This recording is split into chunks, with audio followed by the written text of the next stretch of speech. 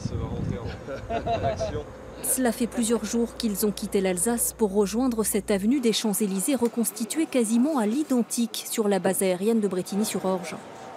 Avec au bout... Départ et pétition, 1 minute. Je répète, départ et pétition, 1 minute. Une tribune présidentielle transformée en poste de commandement opérationnel. On se concentre sur la synchronisation des saluts, des emblèmes et l'attitude du personnel sur la ligne 0. Jumelles, drones. Ici, les autorités observent chacun des 1100 défilants et leurs engins.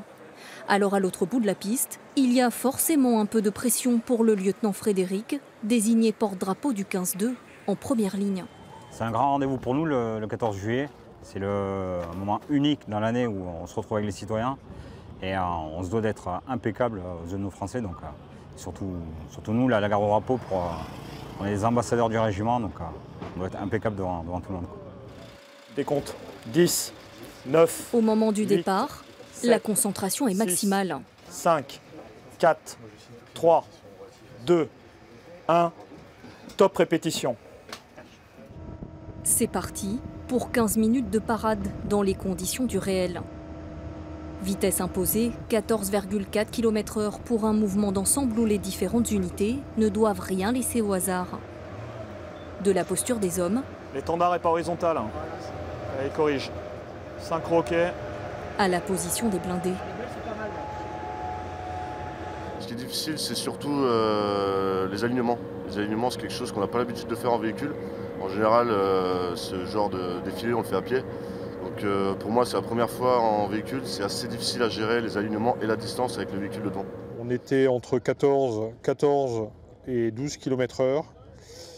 Et le troisième rang, le rang des chasseurs ardennais, était à 20 mètres. Pour cette fois-ci, pas d'erreur majeure. Mais les Diables Rouges colmariens ne sont pas au bout de leur peine. En une semaine, ils vont enchaîner 16 passages pour parfaire un défilé auquel ils n'avaient plus participé depuis 5 ans.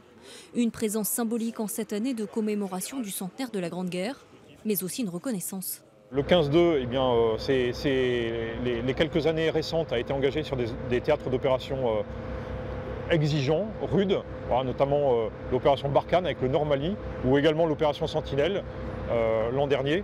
Et donc ça permet aussi, eh bien, après ces phases où on a participé à la défense des Français, de nous présenter voilà, face au chef des armées voilà, en ce beau jour de notre fête nationale.